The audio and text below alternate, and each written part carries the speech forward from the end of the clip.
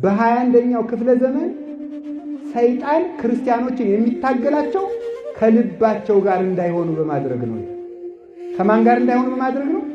ጊዜ በማሳጣት ማለት ነው። ብክን በማድረግ እንኳን እንድንጸልይ እንድንጾም ይቅርና እንደው ምንም እንኳን ማሰብ እንኳን እንዲህ አሁን እዚህ በቃ በቀን 20 ደቂቃ ቁጭ ብዬ ለራሴ አስቤ ያውቃለሁ የሚል ሰው ልሸልም። ወደ ላይ እንዳትወጡ እናንተ እኮ ነገረኛ ናችሁ። እናንተ ምዕመናን ያልኩ ካለ ሸልማለ ይችን መጽሐፍ ሸልማለ 20 በታማኝነት መጨረሻ ሸልማለ 20 ደቂቃ በቀን እንኳን ለራሱ አስቦ የሚያውቅ ሰው ማለት እንደው እኔ ግን ምንድን ነኝ? የት እየሄድኩ ነው? ለምንድን ነው የምኖረው? ምን እያደረግኩ ነው ብሎ ለራሱ እንኳን ማሰብ ያልቻለ ሰው እና ሰው ተመልከቱ እንዲሁ ክሩብ እኮ ነው። ሰይጣን እንዴት እየቀለደብን እንደሆነ